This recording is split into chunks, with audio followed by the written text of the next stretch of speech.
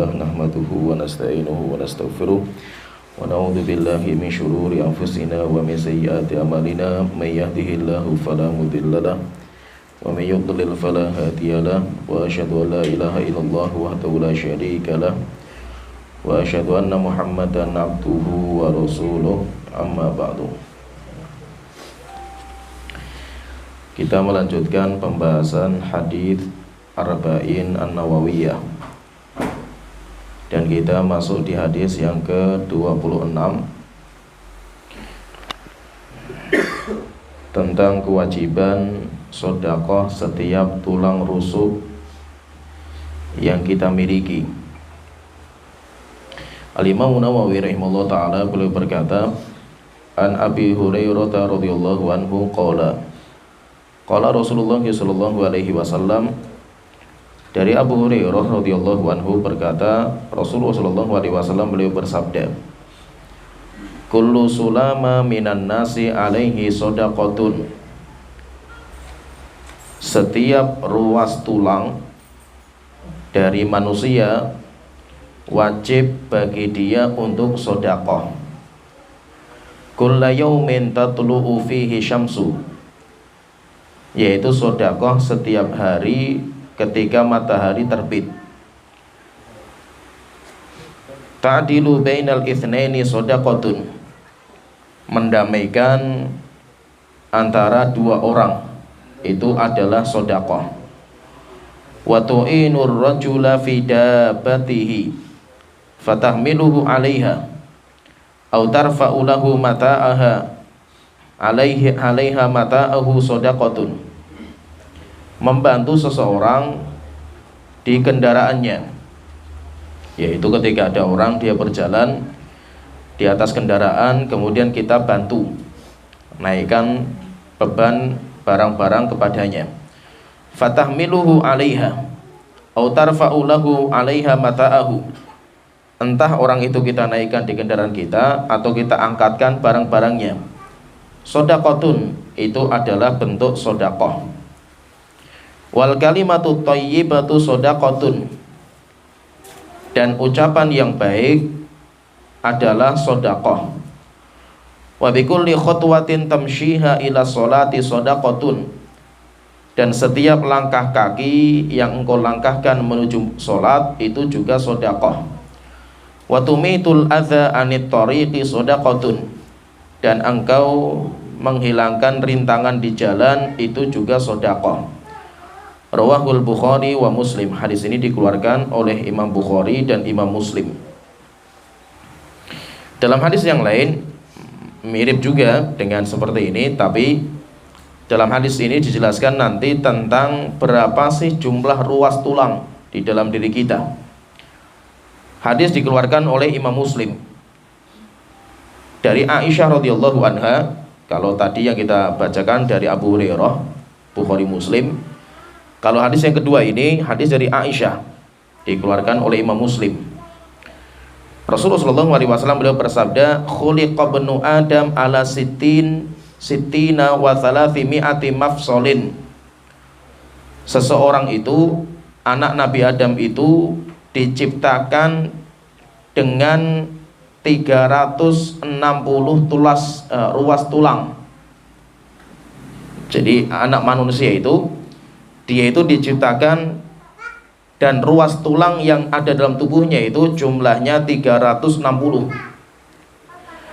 Faman dzakarallah wa hamidallah wa hallalallah wa sabbahallah, maka siapa yang berzikir kepada Allah, siapa yang memuji Allah, mengatakan alhamdulillah, siapa yang bertahlil kepada Allah, siapa yang bertasbih kepada Allah Ta'ala, siap wa azala hajaron an tariqil muslimin, atau orang yang menyingkirkan batu di jalan kaum muslimin, au azala syaukatan, atau menyingkirkan duri, au azala azman, atau menyingkirkan tulang, au amara bi ma'rufin, atau dia memerintahkan kepada kebajikan, au naha an mungkarin, atau dia melarang dari kemungkaran, ada datilka asittina wa thalathi mi'ati sulama, dan amal yang dia kerjakan itu sejumlah 360 sesuai dengan jumlah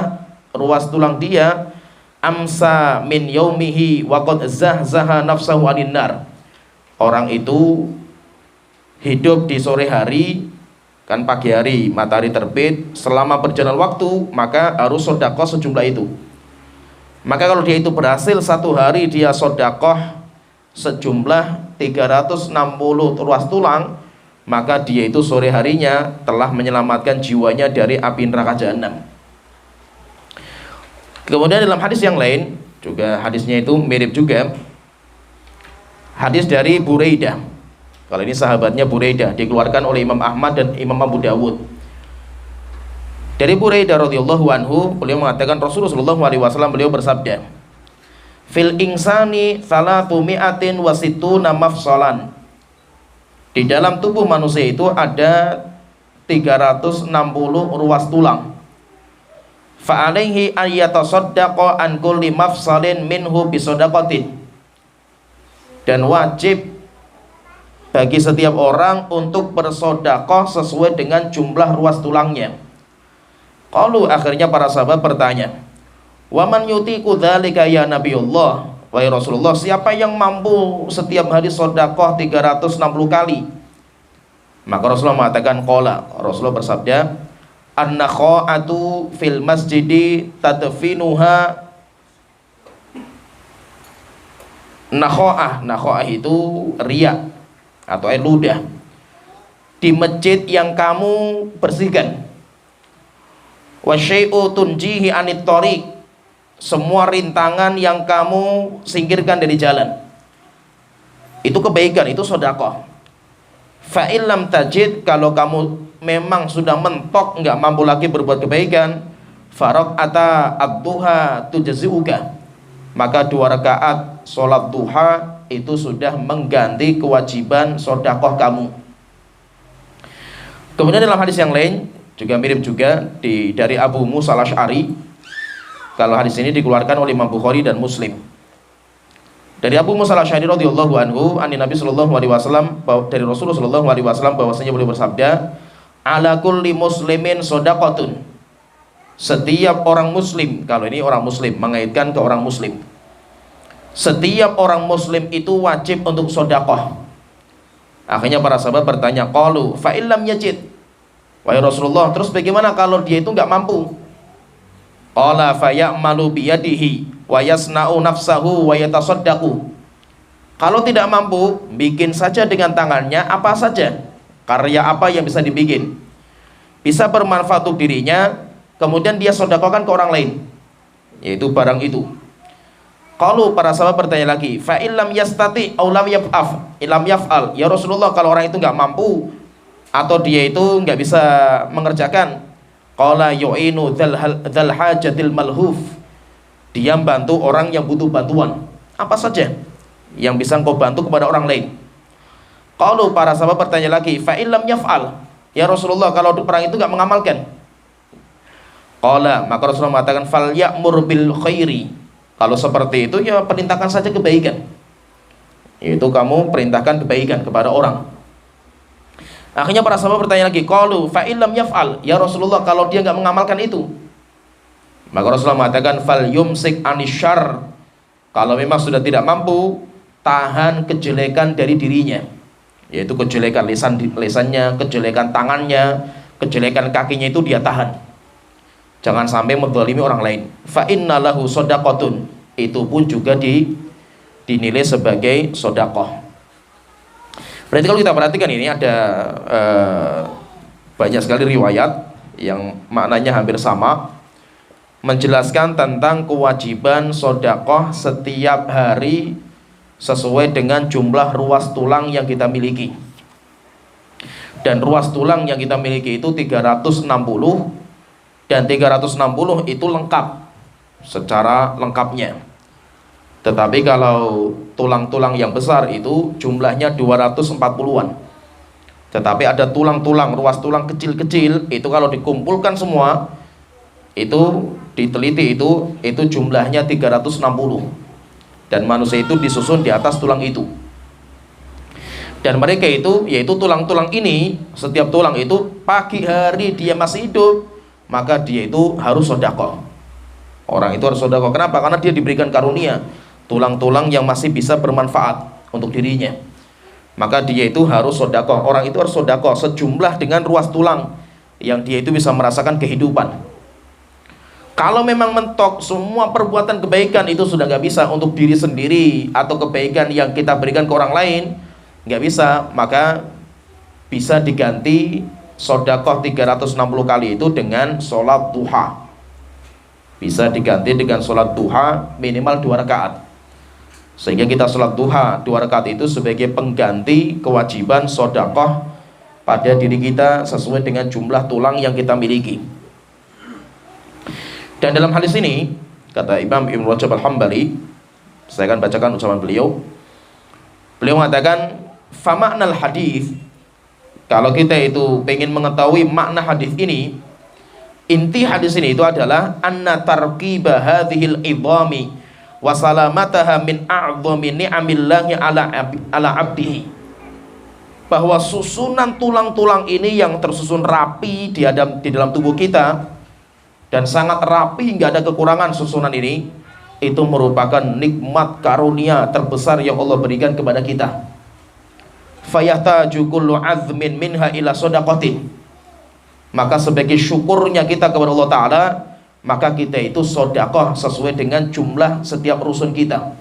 Yatasaddaqu ibnu Adam anhu liyakuna dzalika syukran li hadhihi nikmah, supaya kebaikan-kebaikan sedekah yang kita berikan sesuai dengan jumlah ruas tulang itu sebagai bentuk syukur kita kepada Allah Ta'ala akan karunia itu.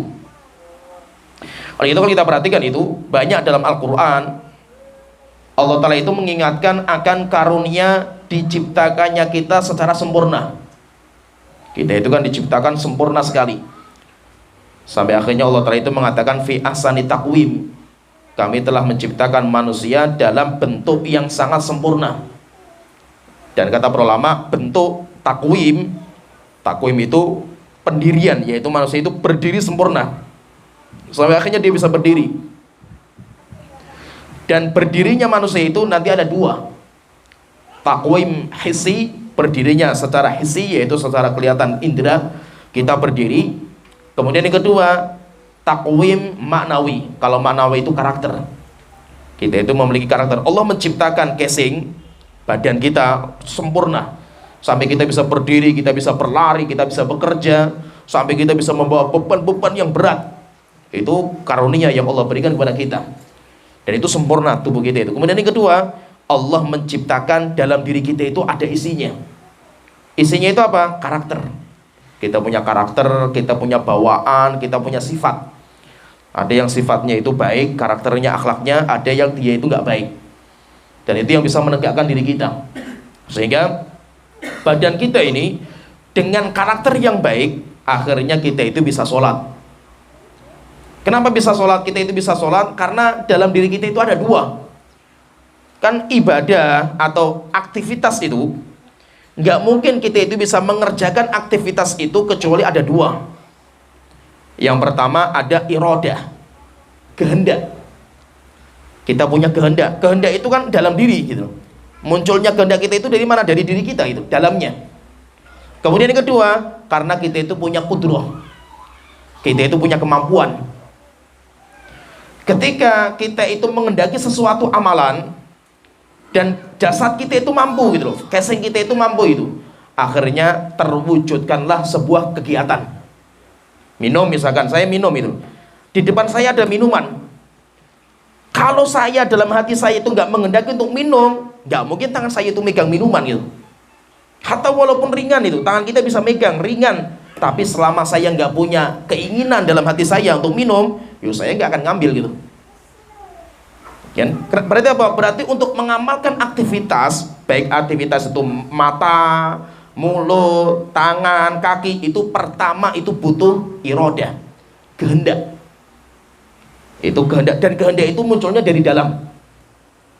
Kalau kita sudah mengendaki, maka nanti yang kedua dilihat fisik kita mampu atau tidak. Kalau fisik kita mampu, sudah kehendaknya itu kuat, Kemudian yang kedua, kudrohnya itu sempurna, kemampuannya itu sempurna. Akhirnya baru aktivitas itu bisa kita jalankan. Kalau kita punya niat, punya kehendak yang baik, tapi jasad kita nggak mampu, maka ada keringanan, sehingga orang itu tidak bisa mengamalkan, walaupun dia ada pahala dari niatnya. Rasulullah mengatakan, sholli qa'iman, sholatlah kamu itu berdiri. Berarti apa? Kita kalau mau sholat itu, hati kita itu punya keinginan untuk sholat berdiri, karena itu perintah Allah Ta'ala. Fa'ilam tastati, tapi kalau kamu nggak mampu, jasad kamu nggak mampu itu, berarti apa? Dia punya keinginan untuk berdiri, cuma jasadnya nggak mampu. Faqa'idan, sudah kamu berarti sholatnya duduk. Fa'ilam tastati fa'ala jambin, kalau tidak mampu lagi, maka sholatnya itu berbaring. Kan berarti apa? Ada lihat dari kemampuan fisik. Nah itu apa? Sebuah kegiatan, hatta amal soleh, tidak akan terwujud amal soleh kalau kita itu nggak punya dua ini, irodah dan kudroh. Kalau kudroh itu fisik kita, tapi banyak orang yang punya fisik kuat, belum tentu dia itu bisa mengerjakan sholat. Orang kekar tubuhnya itu, olahragawan itu, belum tentu sholat 2 rakaat subuh itu mampu dia itu. Bukan berarti badannya nggak mampu, olahraga saja, kerja kuat gitu loh. Kerja sampai 8 jam, tambah lembur saja mampu kan itu badannya itu. Tapi kenapa sholat saja malas-malasan orang itu? Bukan fisiknya nggak mampu itu, tapi irodahnya nggak ada gitu. Irodahnya nggak ada itu. Dan irodah itu nanti dari Allah yang memunculkan. Jadi misalkan gini, saya contohkan misalkan, kok tiba-tiba kita itu kretek, pengen sesuatu aktivitas itu siapa sih yang memunculkan itu kan itu? Yang memunculkan itu Allah Ta'ala. Allah Ta'ala yang memunculkan itu. Allah itu kalau pengen memberikan hidayah kepada seseorang, yasrah sadrahu lil Islam, Allah akan bukakan hatinya untuk menerima Islam. Sehingga kalau orang diberikan hidayah, ada saja keinginan dia untuk sholat, dengar azan ketek untuk sholat, kemudian dia ngambil air wudhu, kemudian nanti baca Quran, kemudian puasa, berzikir, itu karena ada keinginan hati. Dan siapa yang membukakan hati sampai dia punya keinginan untuk ibadah itu? Allah yang membukakan hatinya. Sedangkan ketika Allah menghendaki untuk menyesatkan seseorang itu, yaj'al sadrahu dayyiqan harajan, Allah akan sempitkan hatinya untuk menerima kebenaran. Ada orang rumahnya dekat masjid persis, azan belum tentu dia itu bergerak untuk ke masjid. Kenapa? Karena hatinya itu sempitkan, sehingga nggak ada minat sama sekali untuk ibadah gitu. Sedangkan ada orang yang rumahnya jauh dari masjid, tapi sebelum azan saja sudah berangkat ke masjid. Ada orang yang fisiknya kuat sekali, masih muda, tapi nggak pernah ke masjid, sholat saja malas-malesan gitu. Bahkan terkadang sholat saja itu, sholat tarawih saja itu nunggu imamnya itu rukuk dulu kan gitu. Padahal sudah masih muda gitu loh, gede lagi orangnya itu. Anak-anak kecil kan wajar gitu. Orang-orang sudah gede ngobrol dulu, santai, nunggu sampai imamnya Allahu Akbar rukuk, oh langsung lari gitu. Ini sudah gede, kecuali anak kecil kan itu. Orang tua yang berdiri saja susah, itu mati-matian dia itu. Kenapa? Karena hatinya itu Allah bukakan hidayah. Jadi terkadang kreteknya hati itu, siapa sih yang membuat itu? Allah Ta'ala, bukan kita itu. Itu hidayah dari Allah Ta'ala. Sehingga semua itu nanti yang mengatur Allah Ta'ala, kreteknya hati itu. Maka itu Allah itu menciptakan fisik kita itu sempurna. Sempurnanya di mana? Fi asani takwim itu, fi asani takwim dalam fisik kita, fisik secara zahir. Kemudian yang kedua, Allah juga menciptakan karakter diri kita.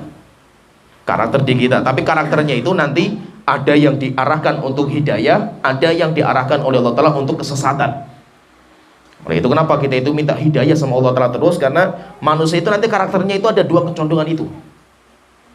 Oleh itu Allah Ta'ala sering mengingatkan dalam Al-Quran akan karunia ketika Allah itu menciptakan kita itu sempurna.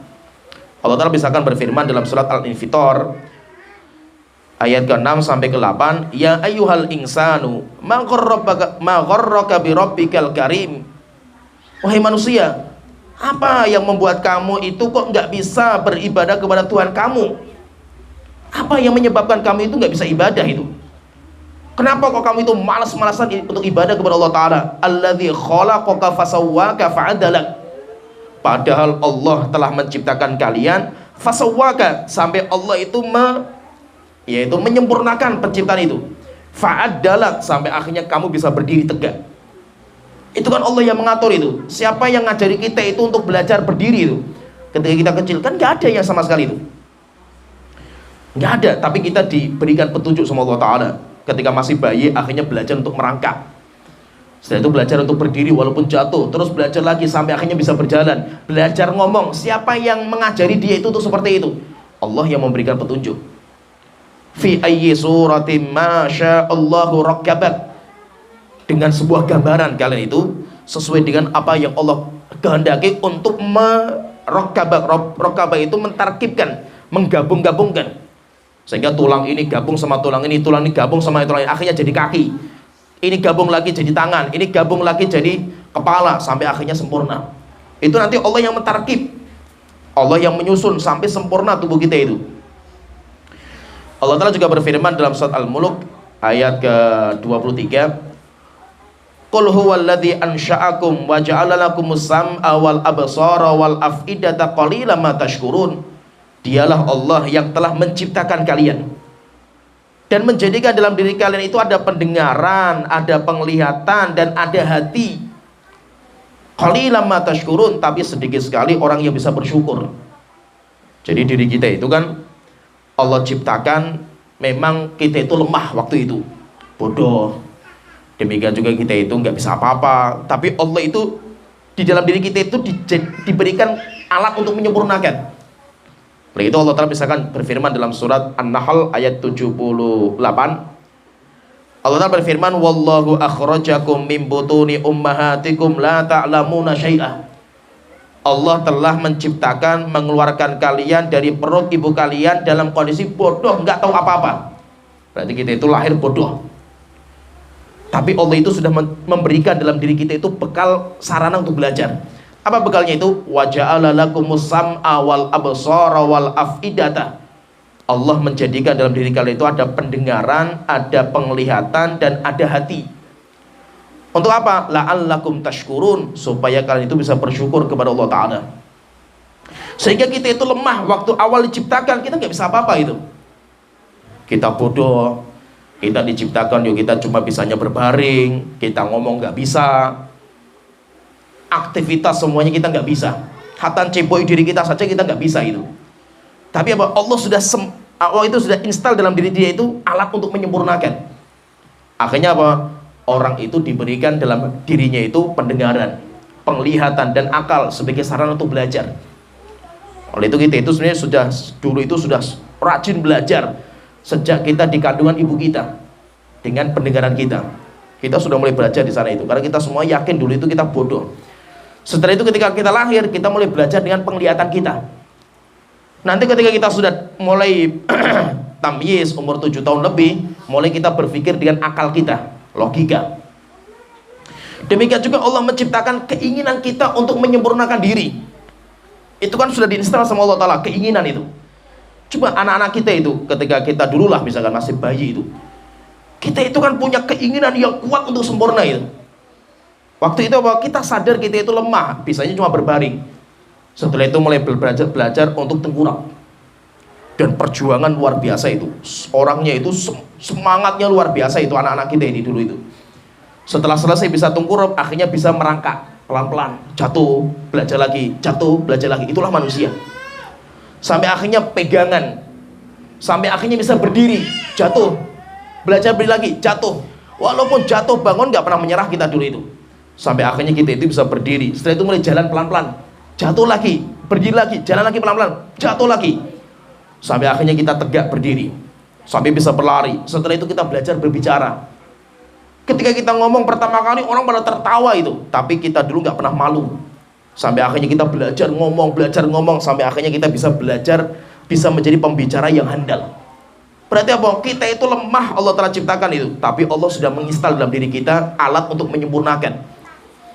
Sampai akhirnya bahwa kita sampai sempurna seperti ini itu kan karena Allah yang mengatur diri kita itu, Allah yang mengajari kita.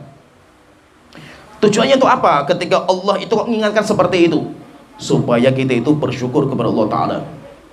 Rupanya kita melihat diri kita sempurna seperti itu, luar biasa karunia itu. Setelah itu Allah menciptakan dalam diri kita telinga untuk mendengar, mata untuk melihat, hati untuk berpikir. Itu kan karunia besar yang Allah berikan kepada kita itu. Maka tujuannya supaya apa? Supaya kita itu bisa bersyukur kepada Allah Ta'ala. Allah berfirman juga dalam surat Al-Balad ayat ke-8 sampai ke-9, Alam naj'al lahu ainain. Bukankah kami telah menjadikan dalam diri kalian itu ada dua mata, walisanan wasyafatain, dan kami juga ciptakan dalam diri kalian itu ada lidah, wasyafatain, ada dua bibir, sehingga kamu itu bisa berbicara gitu. Mata kamu bisa melihat, bibir kamu bisa ngomong. Itu kan karunia yang luar biasa Allah ciptakan kepada kita itu. Mata saja itu kalau seandainya dijual itu harganya berapa itu?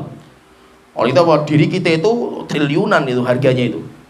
Diri kita itu triliunan. Maka aneh sekali kalau seandainya orang itu mau menyempurnakan dirinya itu minder karena nggak punya modal itu. Mau kerja takut, kenapa? Saya nggak punya modal itu. Diri Anda itu modal semua itu, luar biasa modalnya itu. Mata berapa harganya mata itu?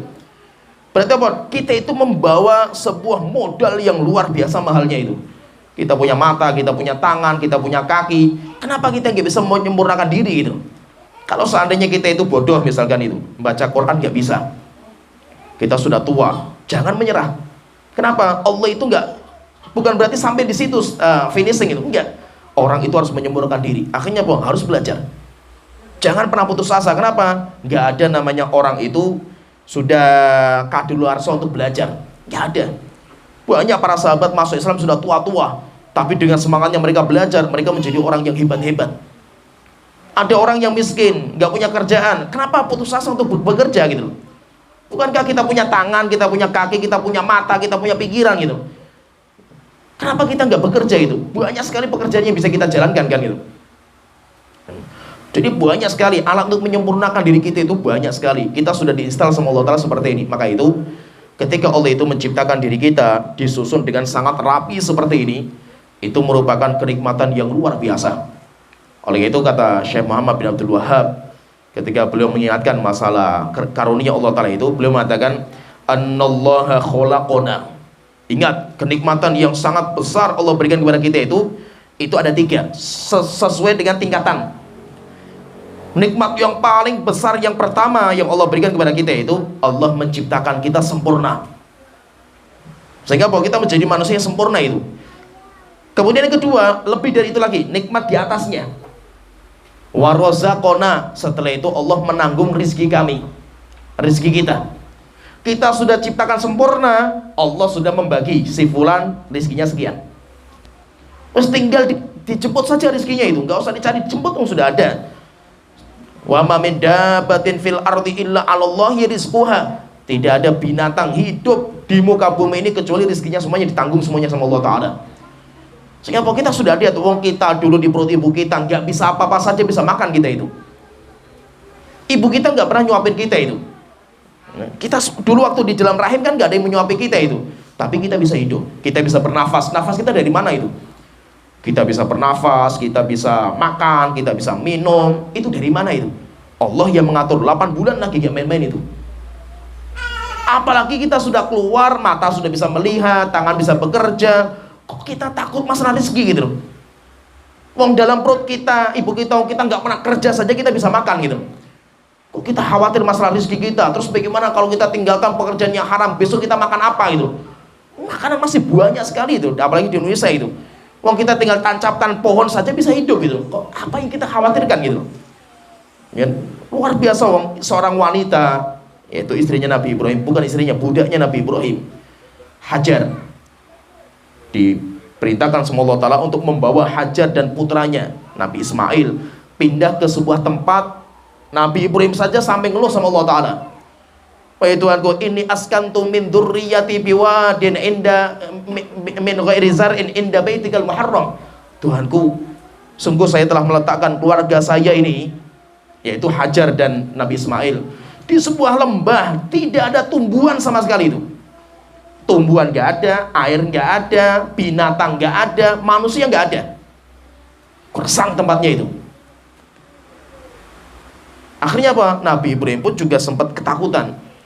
Sampai akhirnya kan ceritanya itu kan Nabi Ibrahim itu kan ketika membawa Hajar dan putranya itu ditaruh di Mekah. Waktu itu nggak ada apa-apa di Mekah itu. Diberikan bekalnya itu cuma 1 dirigen air, 1 kandi kurma. Setelah itu Nabi Ibrahim pulang. Ketika pulang dicegat sama Hajar. Wah Ibrahim, apakah kamu tega menaruh saya dan putra kamu yang baru lahir itu di sini gitu? masih bayi. Nabi Ibrahim itu sampai nggak mau melihat Hajar dan anaknya itu. Kenapa? Saking nggak teganya itu. Setelah itu Nabi Ibrahim nggak bisa ngomong. Setelah itu beliau berjalan lagi, dikejar lagi sama Hajar itu. Ibrahim, kamu tega menaruh saya dan putra kamu di sini itu. Nabi Ibrahim sampai mulutnya saja nggak bisa ngomong itu. Setelah itu Nabi Ibrahim sampai nggak tega, sampai melihat pun nggak melihat itu. Nabi Ibrahim berjalan lagi. Setelah itu dikejar lagi sama Hajar. Setelah itu Hajar nggak bertanya seperti itu lagi, tapi dia tanya satu pertanyaan. Wa Ibrahim, Allahu amaraka bihadza.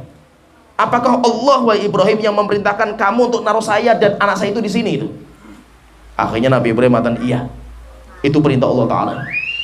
Terus bagaimana wanita ini? Wanita sendirian bawa bayi, cuma punya satu jerigen air, satu kandi kurma, tempat nggak ada apa-apa sama sekali itu. Nggak ada air, tumbuhan, binatang nggak ada, manusia pun nggak ada itu.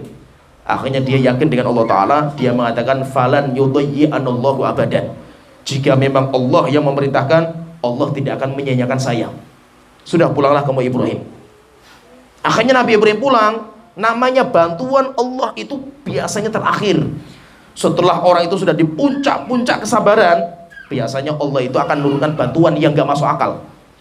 Akhirnya apa? Ya sudah, korma sama minum ya dimakan, diminum sampai habis.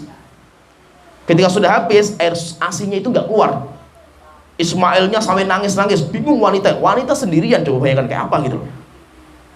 Terkadang ada seorang wanita baru melahirkan, suaminya saja ada gitu loh, masih khawatir gitu.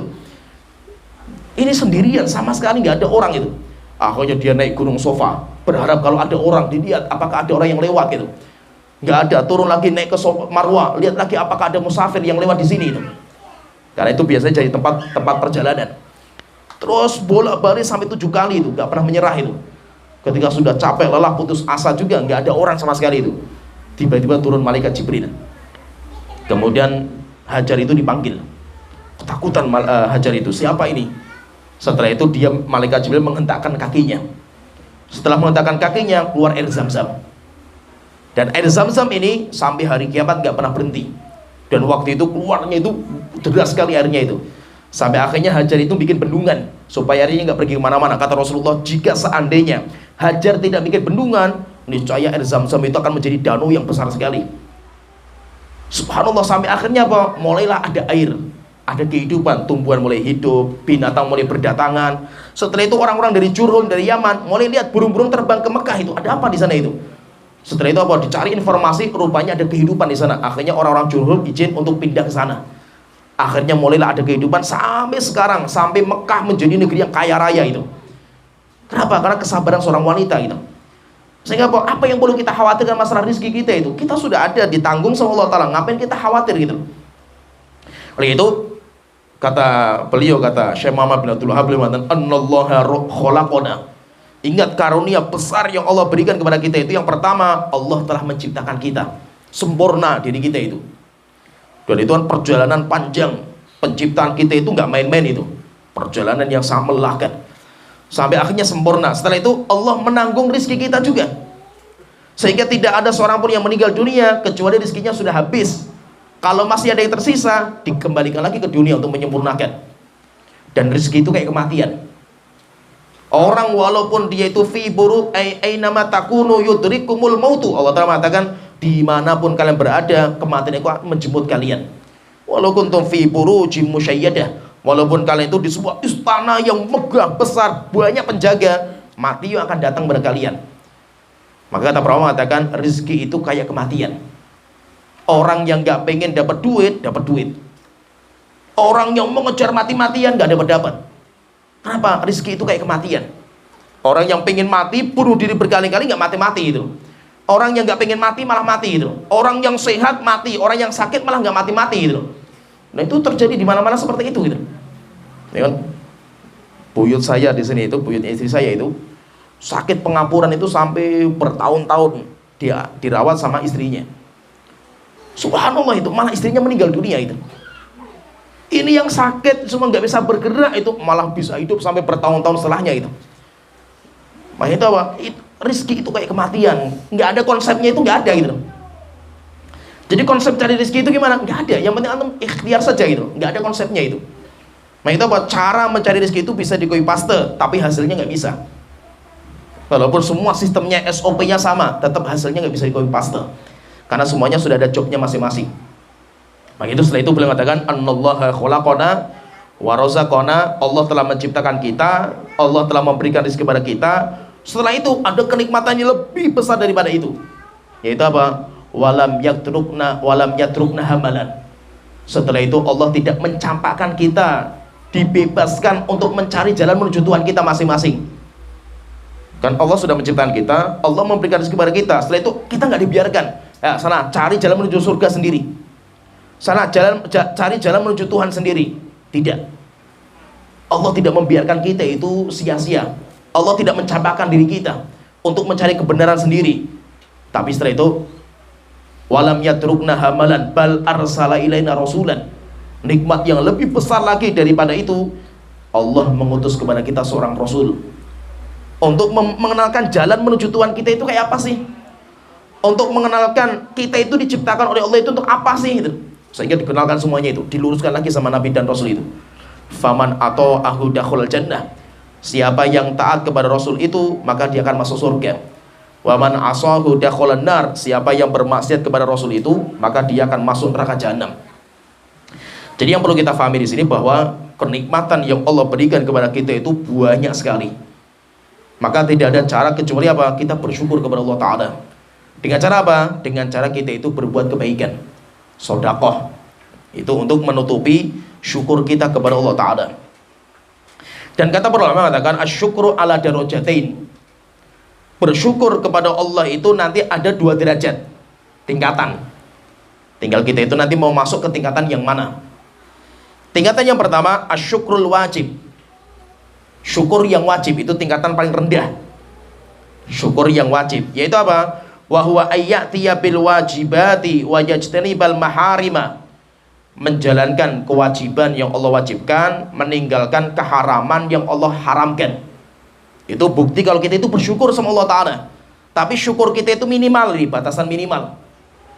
Fahadha la budda minhu, ini tidak ada pilihan kecuali kita harus mengamalkan itu. Dan kalau kita sudah mengamalkan ini, berarti kita itu sudah bersyukur kepada Allah Ta'ala. Kita itu sudah bersyukur kepada Allah Ta'ala. Jadi syukur itu, kalau kita pengen bersyukur kepada Allah Ta'ala, itu nanti ada 2 tingkatan. Tinggal kita milih yang mana itu. Tingkatan yang paling rendah yaitu syukur yang wajib, atau kita namanya batasan minimal.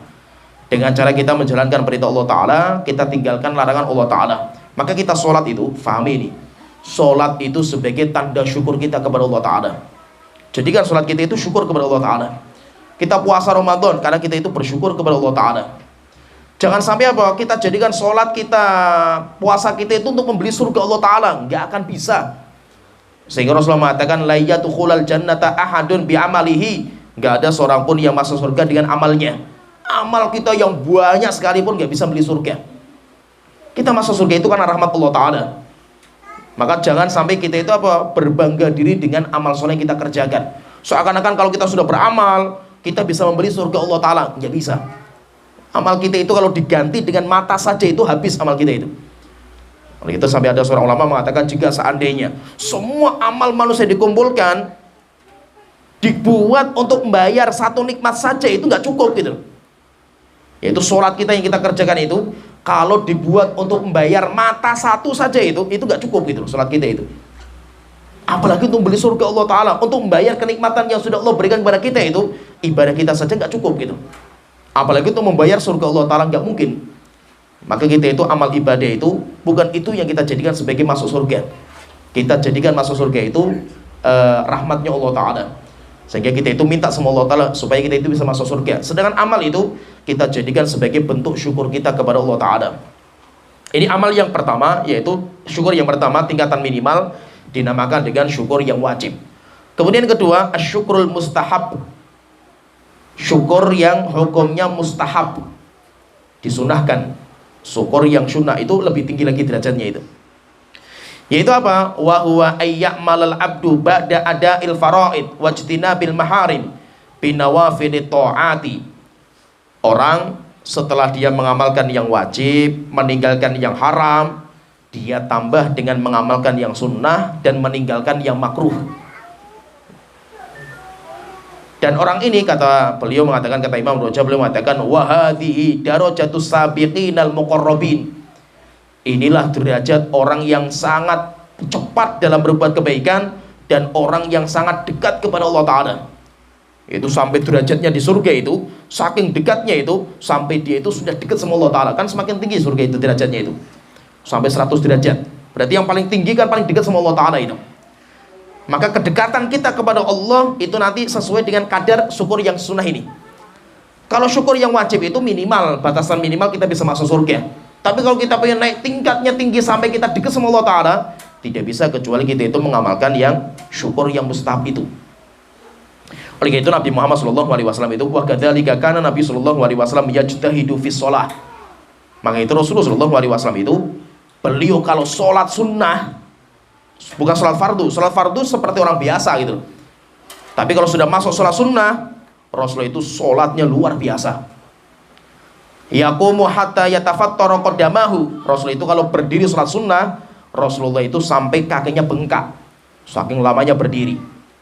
Sampai Rasul ditanya sama Aisyah, ataf'alu hadza? Ya Rasulullah, kenapa engkau itu mengamalkan sholat sampai seperti ini? Wa qad ghufira laka ma taqaddama min dzambika wa ma ta'akhkhar.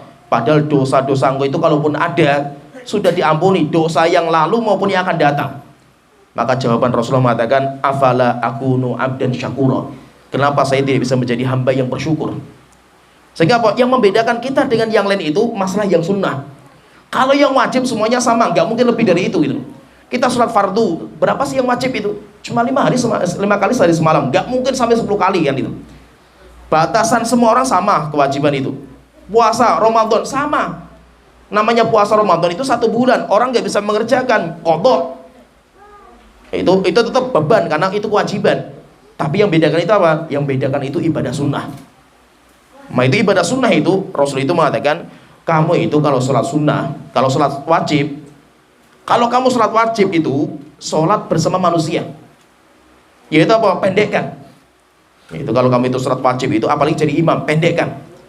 Karena di belakang kamu itu ada orang yang lemah, di belakang kamu itu ada orang yang punya hajat. Maka kamu itu kalau sholat itu jadi imam itu pendekkan.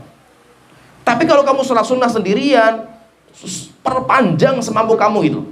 Oleh itu Rasulullah ketika Mu'adz bin Jabal itu, dia itu sholat isya sebagai imam, jadi kebiasaan para sahabat itu. Di Madinah itu waktu itu tuh banyak sekali masjid. Setiap kabilah itu punya masjid. Tapi masjid yang digunakan untuk sholat Jumat cuma satu, namanya Masjid Jami kalau istilah kita itu, yaitu Masjid Nabawi. Oleh itu konsepnya pembangunan negeri kita itu sejak zaman dulu itu kan konsepnya kan kayak Islam zaman dulu, yaitu ada pusat, kalau kita berarti ada alun-alun, setelah itu mesti ada masjid jami'nya, dan namanya masjid jami'.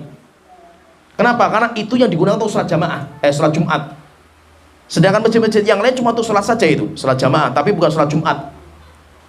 Maka itu Rasulullah itu zaman itu di Madinah itu namanya sholat Jumat itu cuma di Masjid Nabawi, masjid-masjid yang lain yang adakan.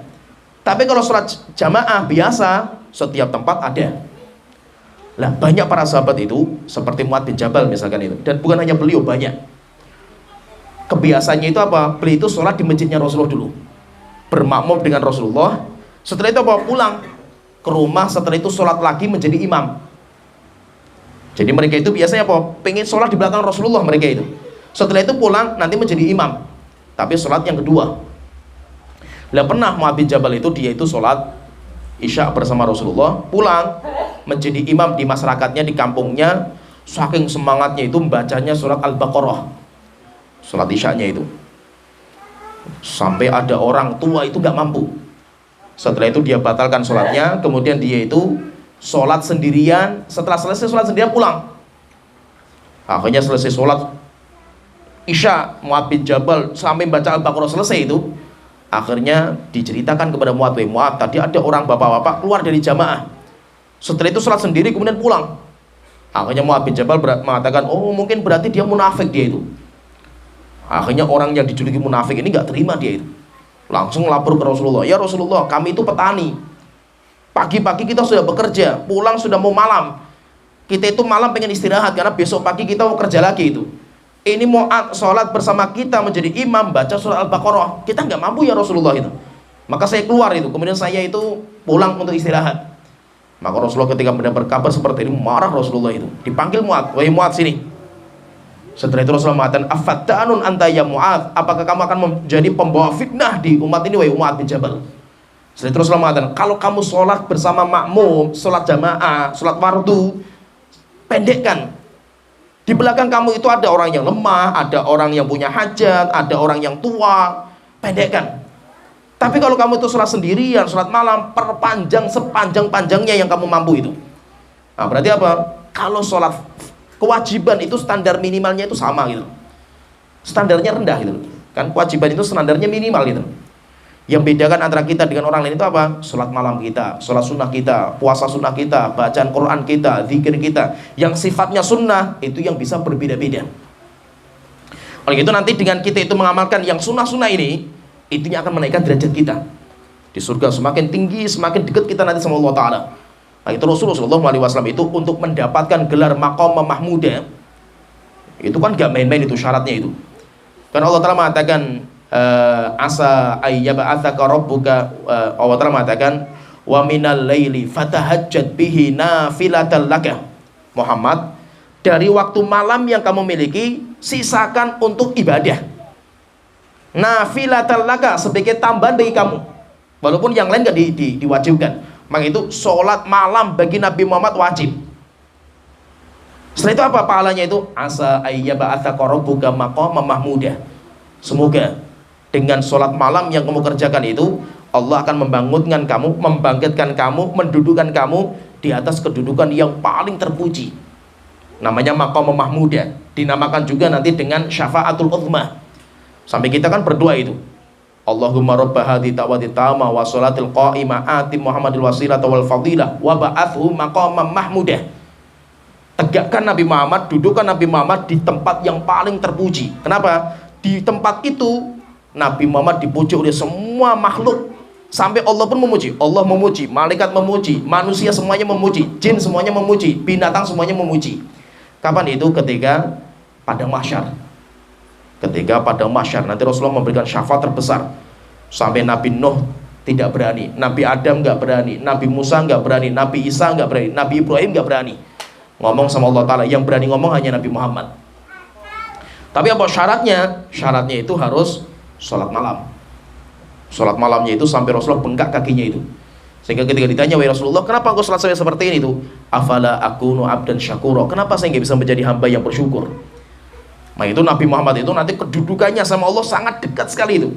Sampai Nabi Muhammad itu rumahnya Rasulullah itu dinamakan dengan Al-Wasilah. Al-Wasilah, wasilah itu perantara. Perantara yaitu kalau orang itu penghuni surga itu, kalau mereka pengen ziarah kepada Allah Ta'ala itu harus melewati rumahnya Rasulullah SAW. Jadi rumahnya Rasulullah itu nanti sebagai perantara orang-orang di surga untuk berkunjung kepada Allah Ta'ala. Karena nanti di surga itu kan kita berkunjung kepada Allah Ta'ala, dan kita itu melihat wajah Allah, dan itu karunia terbesar orang yang sudah masuk surga. Ketika mereka bisa melihat Allah dengan wajah mereka, dengan mata mereka, itu kenikmatan paling mereka cintai di surga. Tapi untuk berkunjung kepada Allah Ta'ala itu harus melewati rumahnya Rasulullah SAW. Kenapa? Karena rumahnya Rasul itu rumah yang paling tinggi di surga, dan itu namanya Al-Wasilah. Itu kalau kita berdoa selesai adzan itu kan, Allahumma rabba hadhihi da'wati tamah wa sholatil qa'imah ati Muhammadin wasilata, wasilah wal fadilah. Wasilah itu apa? Kata Rasulullah mengatakan rumah tertinggi di surga, dan Allah berikan hanya untuk satu orang hamba saja. Setelah itu Rasulullah mengatakan, dan sayalah hamba itu yang diberikan rumah tertinggi di surga. Kenapa? Karena ibadah sunnahnya Rasulullah itu yang menyaingi manusia yang lainnya itu. Kalau ibadah yang wajib sama, Rasulullah pun dengan manusia biasa sama ibadah wajibnya itu. Tapi nanti yang membedakan itu adalah ibadah sunnahnya. Oleh itu orang-orang yang bertakwa itu, mereka ibadah itu bukan untuk membeli surga. Mereka ibadah itu bukan untuk menyelamatkan dari neraka jahanam. Untuk memasukkan surga itu rahmat Allah Ta'ala. Tapi mereka ibadah untuk apa? Untuk bersyukur kepada Allah Ta'ala. Untuk bersyukur kepada Allah Ta'ala akan karunia yang Allah berikan kepada kita. Dan ingat di sini, fahami ini, orang-orang yang bertakwa itu semakin mereka diberikan kenikmatan, semakin mereka itu bersyukur kepada Allah Ta'ala. Syukurnya dengan cara apa? Dengan ditambah ibadah mereka. Cuma kayak bedanya antara kita dengan mereka itu, sahabat itu dijamin masuk surga.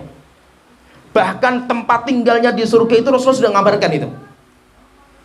Tapi mereka itu nggak malas-malasan untuk ibadah.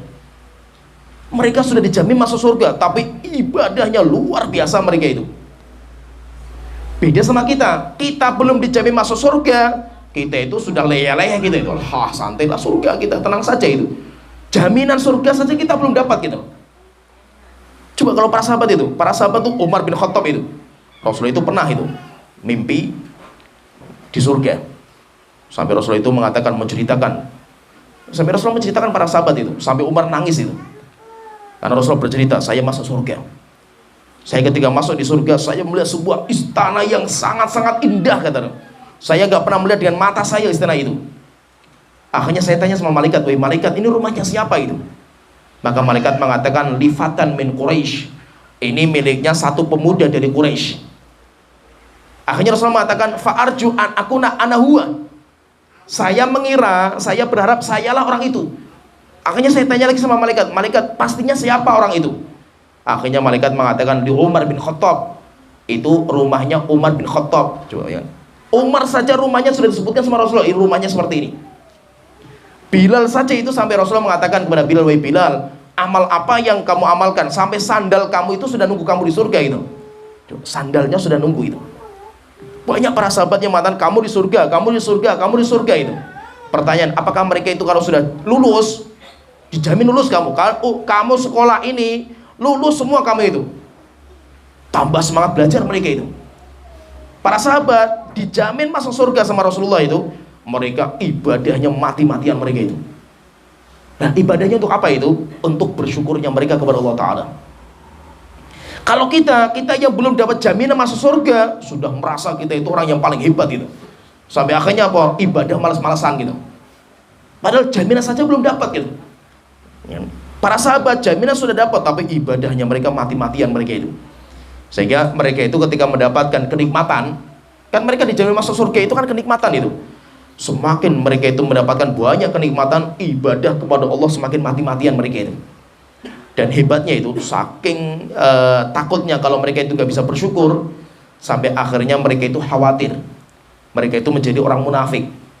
Sampai akhirnya kan Umar itu kan datang kepada Hudzaifah. Hudzaifah itu kan sahabat yang paling tahu tentang data nama orang-orang munafik itu siapa.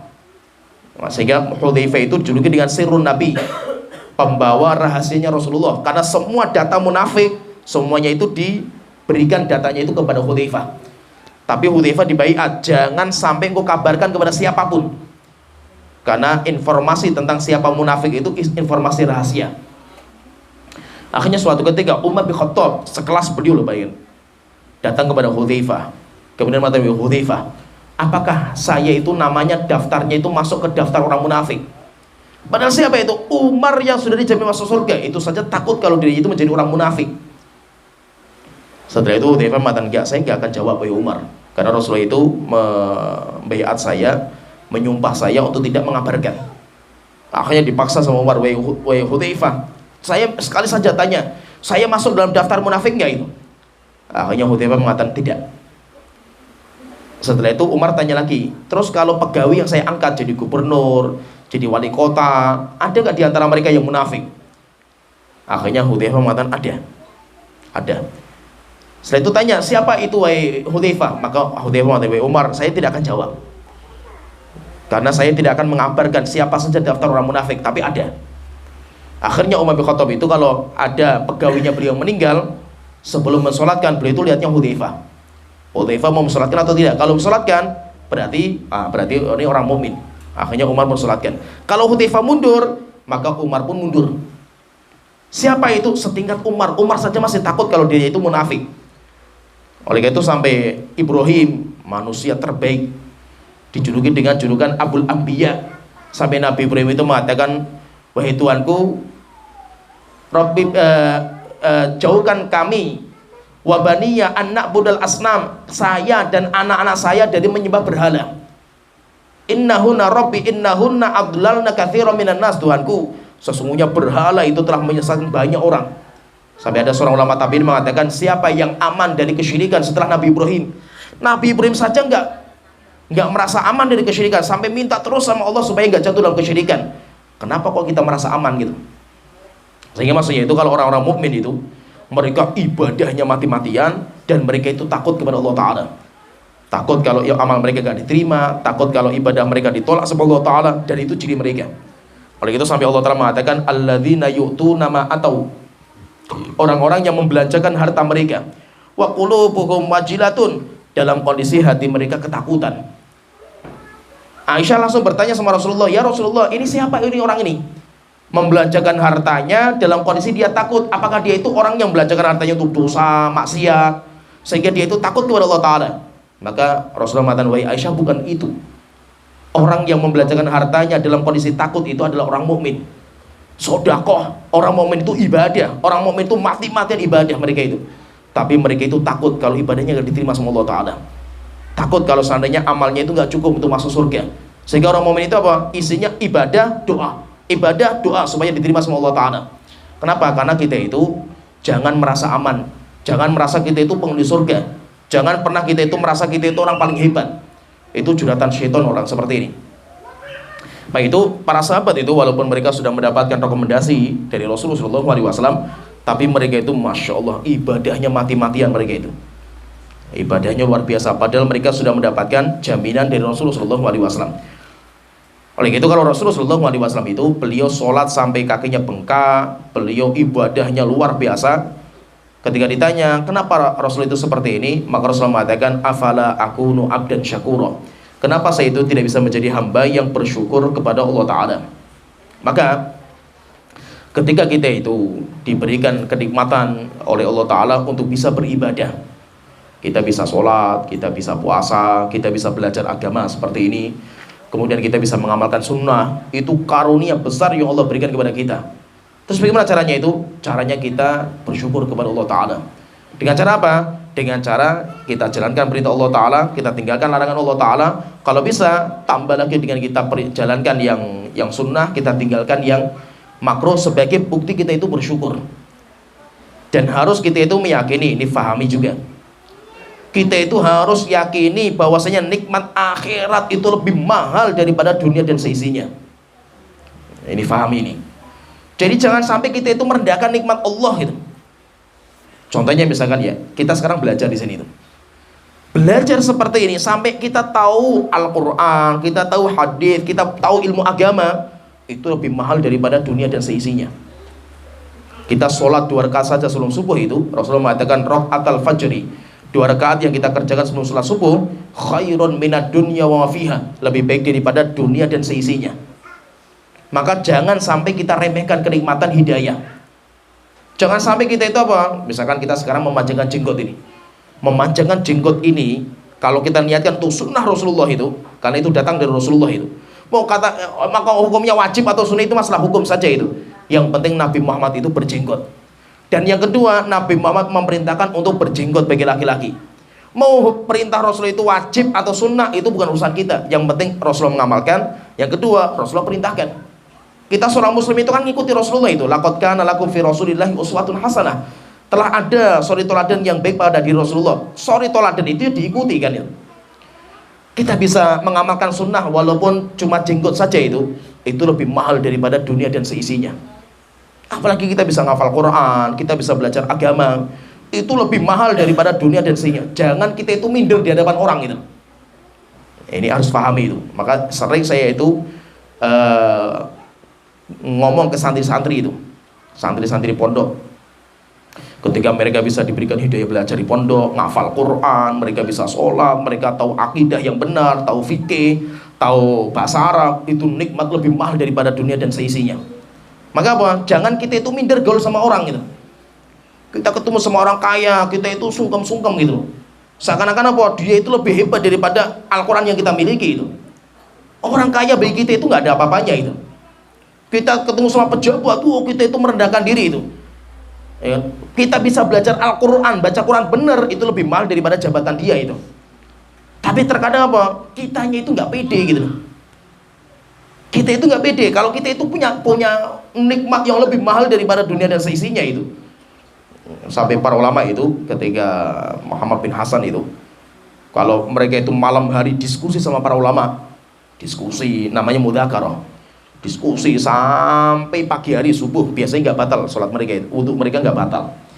Biasanya mereka itu wudhu untuk sholat isya digunakan untuk sholat subuh. Kalau sudah masa mudzakarah, mudzakarah itu ketemu sama teman lama, diskusi masalah ilmiah. Saking lezatnya itu, sampai mereka itu nggak tidur, mereka nggak sholat malam, mereka itu sampai nggak batal, sampai mereka nggak pernah bergerak dari tempatnya itu. Apa kata mereka itu, ulama-ulama kita itu? Ainal muluk min hadhil ladzat, kata Muhammad bin Hasan Asy-Syaibani itu. Mana raja-raja itu dari kelezatan seperti ini itu? Sampai Ibrahim bin Adham itu mengatakan, lau ya'lamul muluk wa abnaul muluk ma nahnu fihi minan ni'am. Jika seandainya raja di raja, putra mahkota mengetahui nikmat yang Allah berikan kepada kita para ulama itu, ketika kita itu diskusi masalah ilmiah seperti ini itu, la jadaluna 'alaiha bisuyuf, pasti mereka akan memperebutkan nikmat itu dengan pedang-pedang mereka, tapi mereka nggak akan merasakan gitu. Kenapa? Mereka menganggap harta, tahta, wanita itu nikmat segalanya itu. Padahal apa? Dibandingkan dengan ilmu yang kita pelajari itu nggak ada apa-apanya itu. Sampai ketika mereka itu senengnya karena mendapatkan ilmu yang baru itu, sampai akhirnya mereka mengatakan, aidal muluk min hadhil ladzat, mana raja-raja itu yang mengaku mereka itu orang paling punya banyak kenikmatan itu. Nikmat yang sekarang kita dapatkan, ilmu ini lebih mahal daripada dunia mereka itu. Sehingga kalau kita lihat ulama-ulama kita itu, terkadang untuk mencari satu hadis itu butuh 30 hari perjalanan. Kenapa? Lezatnya luar biasa ilmu itu, cuma terkadang kita itu nggak merasakan gitu, karena kita belum tahu bagaimana lezatnya ilmu gitu. Nah, itu maksudnya itu apa? Kita itu jangan pernah minder terhadap kebaikan yang kita miliki. Kita berhadapan sama orang ahli dunia itu jangan pernah takut gitu. Kita nggak butuh dengan harta dia itu. Poinnya itu, intinya itu, supaya kita itu dihormati sama orang kaya itu, bagaimana caranya itu? Kalau kita itu nggak merasa butuh dengan hartanya, dia nanti baru akan tunduk sama kita. Tapi kalau kita itu tunduk sama harta dia karena kita itu butuh, maka kita akan diinjak-injak martabat kita. Terkadang kan kita itu kan akan dites itu, dan banyak yang gagal rupanya itu. Kan banyak ulama-ulama kita di Indonesia ini sudah sampai ulama, sudah sepuh lagi itu, masya Allah, sudah sepuh itu ngarep apa lagi gitu loh. Rupanya itu kalau memang anak muda, dia itu kalau masih muda itu, fitnah yang paling bahaya itu harta sama wanita. Itu fitnah yang paling bahaya. Kalau sudah tua, fitnah yang paling bahaya itu tahta, wibawa. Sehingga apa? Biasanya orang kalau sudah tua itu paling susah kalau tawarannya itu jabatan. Kalau anak muda sih nggak terlalu mikir masalah itu. Yang penting dia punya duit, punya istri yang cantik, selesai mereka kan itu. Tapi kalau sudah tua, urusan jabatan itu nomor satu. Dunia mungkin nggak dipikir, harta nggak dipikir, tapi kalau jabatan itu fitnah bagi mereka. Orang itu banyak di antara ulama-ulama kita di Indonesia itu kan, ya masya Allah, kita lihat dulu masya Allah kayak apa gitu, kesolehan dia, ketokohan dia, sampai duduk di MUI, luar biasa lah itu. Hancur juga itu dengan dunia kan gitu. Nah itu apa? Kenapa? Karena kita meremehkan ilmu yang kita miliki itu. Coba kalau seandainya itu kita itu ilmu itu lebih mahal daripada dunia itu seseorang itu, kita nggak butuh itu sama mereka itu. Ketika kita nggak butuh sama mereka, baru mereka itu bisa menghormati kita. Dan rupanya bahwa prinsip hidup itu kita seperti itu gitu. Sehingga bahwa kita, bagi kita itu orang kaya sama miskin itu nggak ada bedanya gitu di hadapan kita. Jangan sampai apa? Kita itu merendah di hadapan orang kaya. Nah itu kalau kita ngisi kajian itu anggap sama saja itu orang kaya miskin biasa bagi kita itu. Sehingga jangan sampai apa? Orang kaya itu dianakmaskan. Dan memang kalau sudah kita itu menganakmaskan orang-orang kaya, kita itu akan diinjak-injak martabat kita. Dan itu dirasakan sama teman-teman saya. Saya pun juga pernah merasakan itu. Ketika dulu hidup di Jakarta itu berat terkadang itu, masya Allah, kalau sudah fitnah itu, apalagi kalau istilahnya teman-teman kita itu namanya tawadu. Tawadu itu tahu warna duit. Nah, itu kalau sudah tahu warna duit bahaya, ya kan? Akhirnya apa? Dakwah itu cari ladang basah gitu, ya kan? Akhirnya kalau ya candaan kita lah suatu saat itu, kalau dakwahnya itu di kota besar, dakwahnya di Jakarta, dakwahnya di Pekanbaru, di kota-kota besar lah itu, sukanya itu bacanya surat fil, gajah-gajah gitu, karena jamaahnya kan gajah-gajah semua gitu. Sedangkan kalau dakwahnya itu di kampung-kampung, bacanya surat Al-Ikhlas terus dia itu. Kenapa? Karena yang nggak dapat apa-apa gitu loh. Merintis itu nggak dapat apa-apa gitu loh. Tapi apa? Ada sebuah kelezatan melebihi itu gitu loh. Ya, saya hidup di Jakarta itu, sudah merasakan bagaimana kehidupan di Jakarta itu. Tapi apa, bagi saya nggak lezat sama sekali gitu. Kenapa? Kelezatan bagi saya itu kalau saya punya pondok pesantren, saya punya murid. Walaupun hidup susah payah dengan murid itu nikmat bagi saya itu. Sehingga kalau saya tinggal, saya ke Jakarta itu saya tinggal. Akhirnya kita tinggal ya merintis dari awal dakwah itu, mati-matian, lelah letih. Tapi disitulah kelezatan. Lezatnya kita itu di situ gitu. Kalau ustadz itu, kalau kita misalkan kalau mau cari duit, ini sebagai ya gambaran, tapi jangan sampai seperti itu. Ini sebagai gambaran saja itu. Sekarang itu profesi yang paling menggiurkan itu jadi ustadz. Profesi yang paling menggiurkan itu untuk cari duit itu jadi ustadz. S1, S2 itu nggak ada apa-apanya itu. Berapa ya saya S1 itu kalau pol-polan dia mau cari kerjaan itu sampai berapa dia itu? Kalau dia itu pengen cari dunia, jadi ustadz sekarang itu. Ya. Apalagi sudah jadi ustadz terkenal itu. Mau cari duit, mau cari wanita, banyak sekali, tinggal milih dia itu. Cari wanita saja tinggal milih dia itu. Dia mau cari duit, tinggal milih dia itu. Jabatan kemana gitu, tempat ladang basah itu kemana itu, gampang sekali itu. Tapi kalau kita itu dakwah untuk itu, apalagi kita ketemu sama orang kaya, kita merendahkan diri kita, Masya Allah, hina sekali kita itu di hadapan mereka itu. Terus bagaimana kita itu? Kita ngisi kajian antara orang kaya orang miskin, kita bagi kita nggak ada bedanya, sama saja. Sehingga apa? Lisan kita itu nggak cekak untuk ngomong ini haram, ini bid'ah di hadapan orang kaya. Kenapa? Karena itu problem bagi juru dakwah. Nah, terkadang problem bagi juru dakwah itu apa? Ketika dia ngisi di hadapan orang kaya, ngomongnya itu yo sepelintir-pelintir dulu, haram tapi nggak tegas gitu. Melintir ke sana, melintir ke sini. Kenapa? Takut kalau tersinggung mereka orang kaya, nanti saya nggak bisa ngisi kajian lagi kan itu. Pernah sampai saya itu ya, ini cerita ya. Saya itu pernah diundang kajian ibu-ibu. Hampir semua pengusaha semua lah itu. Dan rupanya mereka itu gonta-ganti ustadz. Mereka sudah lama pengajian itu, udah lama sekali itu. Gonta-ganti ustadz terus gak ada yang cocok gitu. Sampai suatu ketika itu ngundang saya itu. Saya ngundang, saya nggak peduli kan itu. Saya ngisi haram, ini bid'ah, syirik gitu semua itu. Akhirnya saya tahu mereka para pengusaha, kajiannya di rumah keliling-keliling itu. Saya lihat rumahnya mewah-mewah semua itu, Masya Allah ini. Akhirnya saya ngisi kajian, ya sudah haram, saya katakan haram kan itu. Sampai akhirnya setelah itu kan diskusi itu. Ustaz, saya punya usaha seperti apa? Hukumnya riba, haram.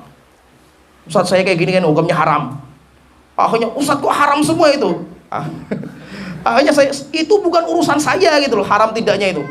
Yang penting Anda tanya sama saya haram, saya jawab haram. Terima tidak urusan Anda, itu urusan saya kan itu.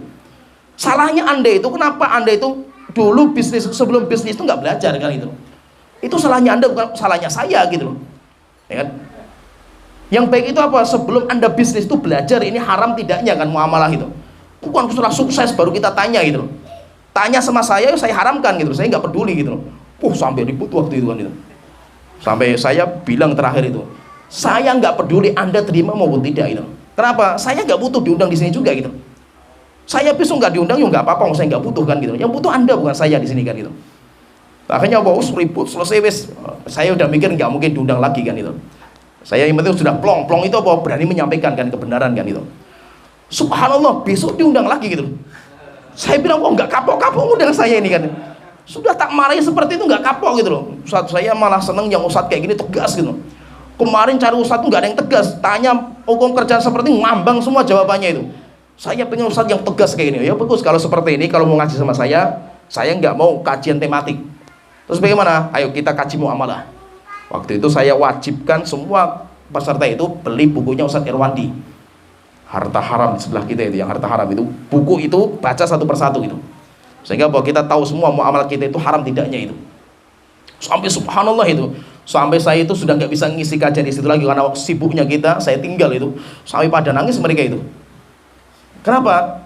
Kita itu intinya apa? Kalau kita pengen dihormati sama orang itu, jangan pernah merendah di hadapan orang itu. Orang kan hormati kita itu. Tapi kalau kita itu merendah karena takut dunia mereka, takut jabatan mereka, kita akan diinjak-injak sama mereka itu.